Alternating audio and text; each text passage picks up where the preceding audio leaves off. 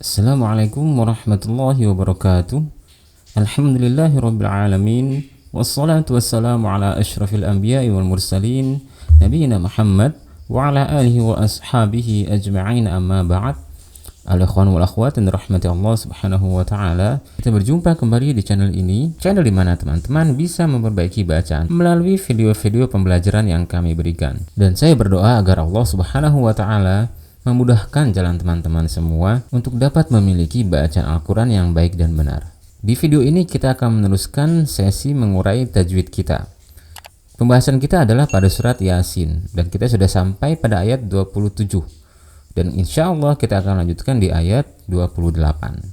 Silakan teman-teman perhatikan di layar. Pada ayat 28 dimulai dengan wama anzalna, wama, ma berharakat fathah. Kemudian setelahnya terdapat alif. Nah, di situ teman-teman bisa melihat tanda mat panjang seperti tanda bendera. Oke. Jika ada tanda seperti itu berarti artinya dibaca lebih dari 2 harokat. Kemudian kita lihat setelahnya ada huruf hamzah. Nah, inilah sebab kenapa ini dibaca lebih dari 2 harokat, yaitu saat terdapat huruf mat, baik itu alif sebelumnya fathah, atau wawu mati sebelumnya dhammah, atau ya mati sebelumnya kasroh. Dan setelahnya terdapat hamzah di 2 kata yang berbeda, ini hukumnya disebut dengan mad jaiz munfasil. Hukum bacaannya dibaca 4 atau 5 harokat. Kemudian anzalna, di sini ada nun mati bertemu dengan zai. Ini hukumnya disebut dengan ikhfa, atau ada juga yang menyebutnya dengan ikhfa haqiqi, yang mana artinya menyamarkan suara nun mati atau tanwin. Oke, jadi di sini kita tidak boleh membaca nun dengan suara nun yang jelas. Seperti ini suara nun yang jelas. An. Nah, ini adalah contoh suara nun yang jelas. An. Namun kita juga tidak boleh menghilangkan sifat dari huruf nun, yaitu gunnah. Jangan kita langsung dari hamzah langsung pindah ke zai, az, ya. Tapi yang kita baca dari huruf nun adalah sifat gunnahnya, bukan makhrajnya. Jadi jangan dibaca anzalna. Oke, tapi seperti ini. Nah, cara bacanya kita letakkan lidah kita di makhraj huruf zai. Kemudian lafalkan suaranya suara dengung. Ya, akan jadi seperti itu suaranya. Dan di sini teman-teman usahakan agar suara lebih dominan keluar di hidung dan keluarkan sedikit di mulut. Ya, jangan seluruhnya keluarkan dari hidung.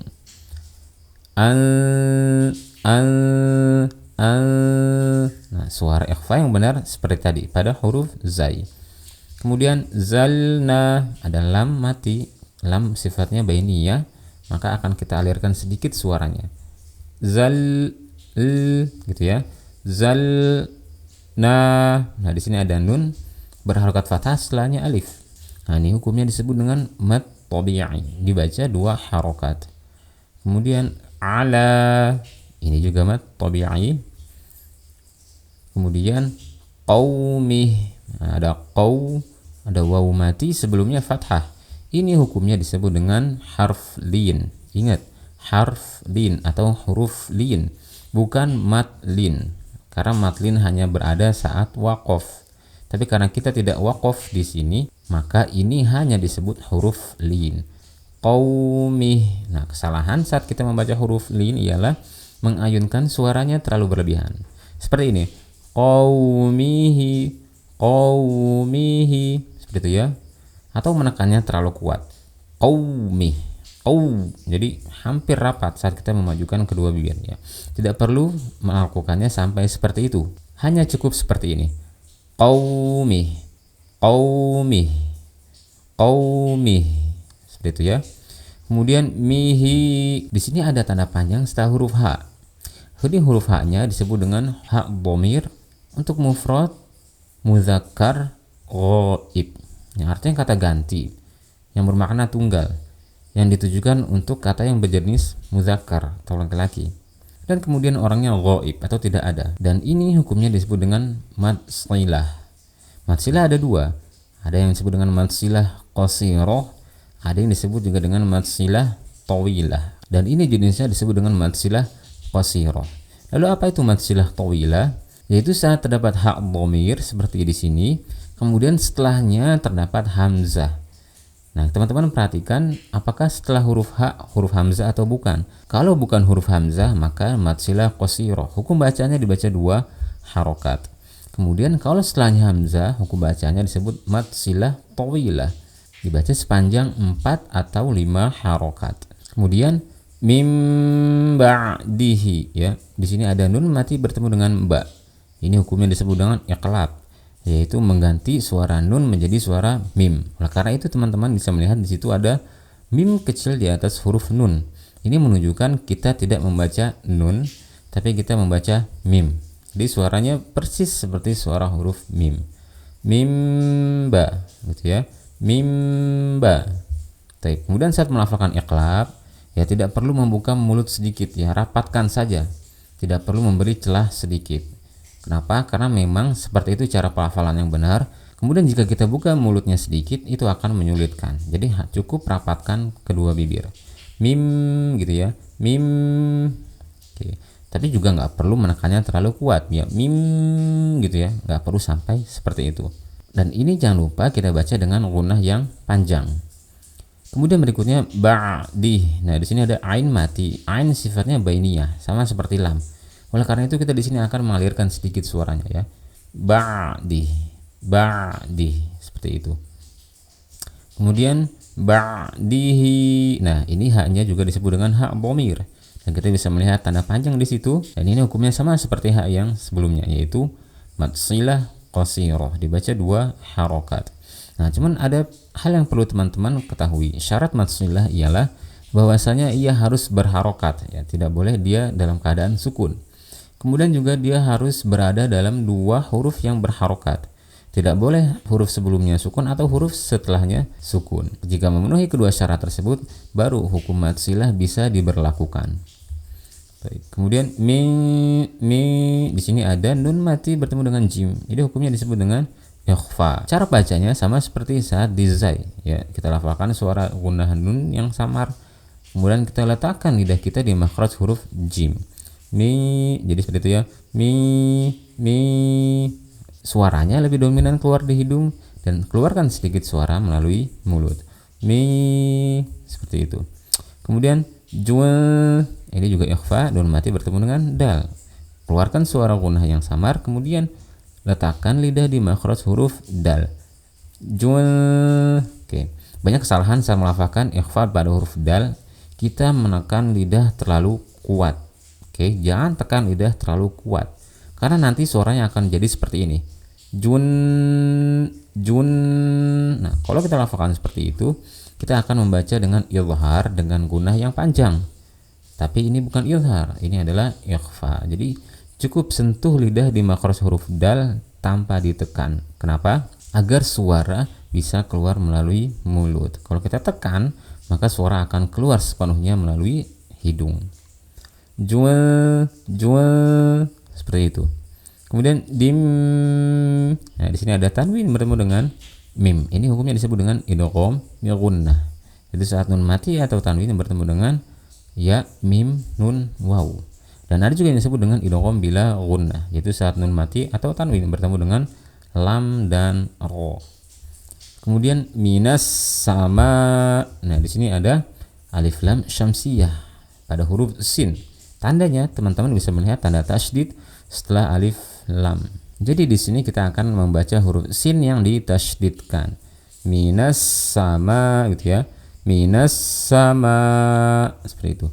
Kemudian ma'i, ya, tanda panjang yang sama seperti pada awal ayat, tapi di sini antara huruf mad dan hamzah berada dalam satu kata. Jadi huruf mad dan hamzah berada dalam satu kata. Ini hukumnya disebut dengan mad wajib muttasil, yaitu saat terdapat huruf mad dan setelahnya hamzah dalam satu kata. Kalau mad jaiz dalam 2 kata yang berbeda. Dan hukum bacaannya adalah 4 atau 5 harokat. Kemudian wama kunna, wama mad tabi'i 2 harokat. Kunna. Nah, di sini ada nun bertasydid, dibaca dengan gunnah yang panjang. Ini disebut gunnah musyaddadah, yaitu gunnah yang terdapat pada huruf nun yang bertasydid. Dan juga ada gunnah musyaddadah yang terdapat pada huruf mim yang bertasydid. Kemudian mad tabi'i 2 harokat. Ikhfa, nun mati bertemu dengan zai, zilin. Nah, ini ada huruf mad. Kemudian setelahnya ada sukun arid. Sukun arid ialah sukun yang disebabkan waqaf. Ini hukumnya disebut dengan mad arid lis sukun. Hukum bacanya dibaca 2 atau 4 atau 6 harokat. Dan kita akan membacanya nanti sepanjang 6 harokat.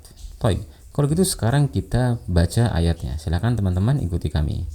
Dan kami nanti akan membacanya sebanyak 2 kali. Teman-teman perhatikan dulu saat saya membaca. Dengarkan baik-baik bagaimana suara saya, kemudian perhatikan bagaimana gerak mulut saya. Dan saya sangat menyarankan kalau teman-teman menggunakan headset atau earphone agar suara bisa terdengar lebih jelas. Kita ta'awudz dulu sebelum membaca ayatnya. A'udzu billahi minasy syaithanir rajim. Wa ma anzalna ala qaumihi min ba'dihi min jundin minas sama' min ba'dihi min jundin minas sama'i wa ma kunna munzilin.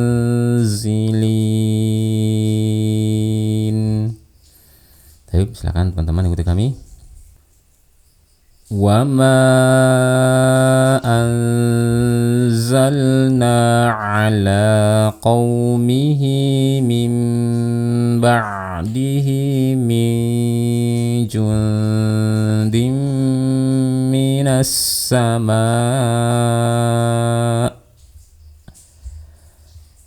min ba'dihi min jundin minas sama'i wa ma kunna munzilin.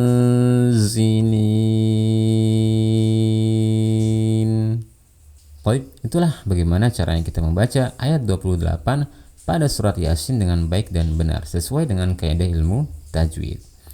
Mudah-mudahan video ini bermanfaat dan membantu teman-teman dalam memperbaiki bacaan Al-Quran.